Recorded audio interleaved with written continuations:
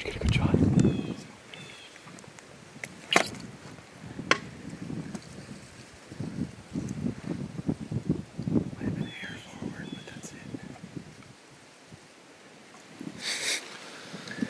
It's the morning of October 25th, a Thursday. Came down for a long weekend. First morning again this weekend. Crawling to a spot I've hunted years ago. Basically, it's the edge of a ridge that cuts down into a bedding area, edge of some pines, and about half hour into our sit, we had split brows come off the top of the ridge, headed into the bedding area, and came through at 15 yards. Put what I believe was a good shot on him. It felt a little forward. Mule kicked pretty big. You can't see the impact of the arrow. There's a tree right in the way of impact. But sign looks good. The only thing that makes me nervous is we can hear him coughing for probably 5 minutes, I'd say, after the shot. A little nervous about that. But I'm going to get down, get the arrow here shortly, and try to beat the rain on this blood trail. So stick with us.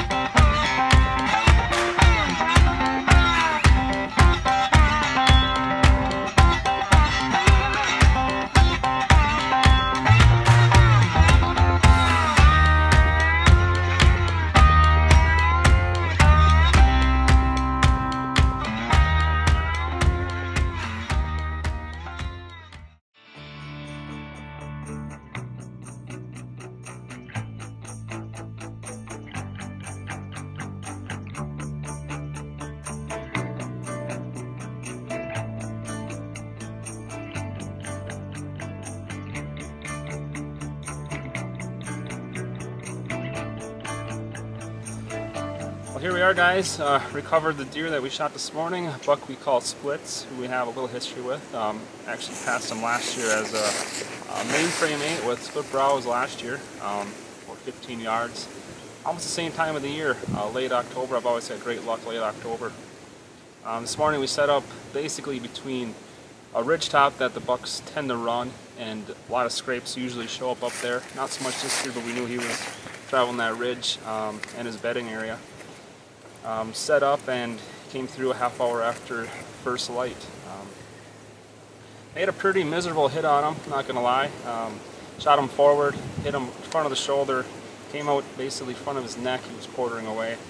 He went about 80 yards and piled up. You could actually hear him coughing for probably 10 minutes, so definitely knew there was something up. Knew I hit him forward, but never thought I hit him quite that far forward. But I guess you take luck once in a while in this sport. Couldn't be happier with him. Great brow tines. Last year this almost double main beam thing that's got coming off is actually on his opposite side, which I've never heard of that switching like that, but this bucket did. So a lot of mass, a lot of palmation, tine length. Couldn't be happier.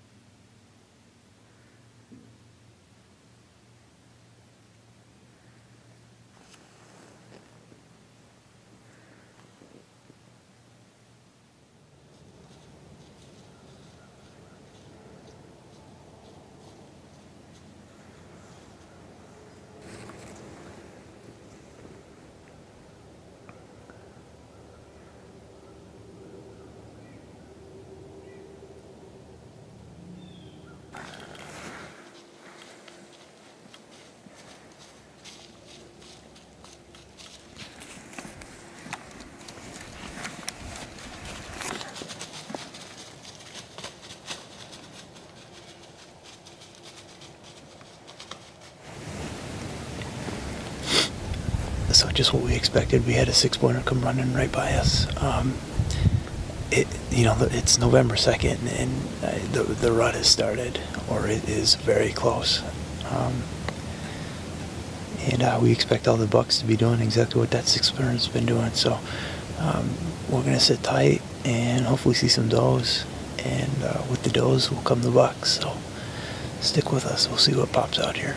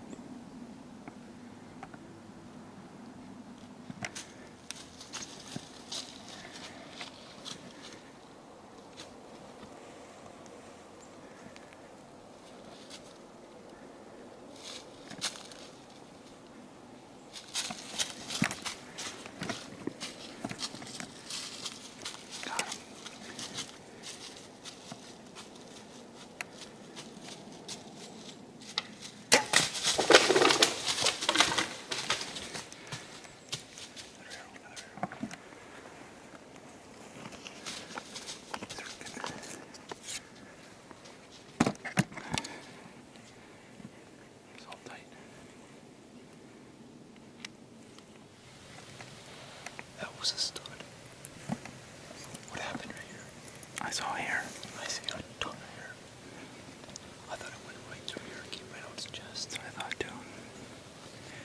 It looked like there was blood on his upper back on this side, which would be perfect. But he acted like he wasn't even freaking hit, which could be good. I have no idea. I was just trying to get another arrow in him at that point.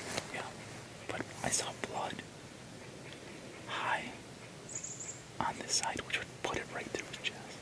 I thought it was perfect. Yeah, I thought it was perfect, and then I seen like explosion. I saw just hair everywhere. Dude, that guy's a stud. Yeah, it's right there. Fucking thick. He's a big deer. I don't know. I have no idea what the hell just happened. I didn't see any blood though. I didn't see any blood. Like, give me.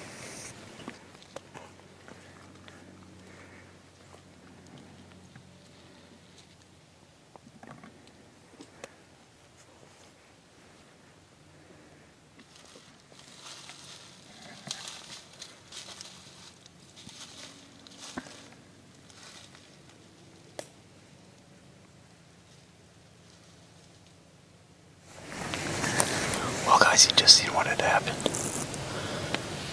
Paul and I rattled in, did a little rattling sequence. Within minutes, we were having some action. We had a shooter buck to our left come in. A beautiful 8-pointer, real heavy. And he was at the base of the tree, and I just couldn't get a shot until it was 12 yards right here, and even then it wasn't the best shot. It was quarter away. I tried to tuck it in there, and all I can say is I guess I didn't compensate for the fact that he was, 12 yards instead of 20. And I went right over his back. I got the arrow. It's a clean mess. I gave him a haircut. That's a fact. So, we're going to sit tight. We just seen some more bucks running up on the ridge here. Definitely one shooter. I think it's the big 10-pointer we're after, but that's going to eat me for a while. That was a nice buck. That was a really, really nice buck. And I just blew it. So, I'm going to sit here and wait to see what else happens, but this one's going to eat me for a while.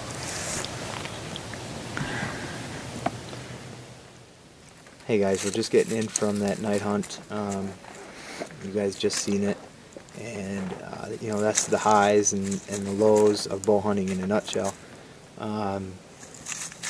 We were able to rattle that buck in and do exactly what we wanted him to do, except he took that turn to come under the base of the tree, and it turned out to be one of the worst things for us. I mean, he was 2 steps from me releasing an arrow at 20 yards. Instead, it's panic mode.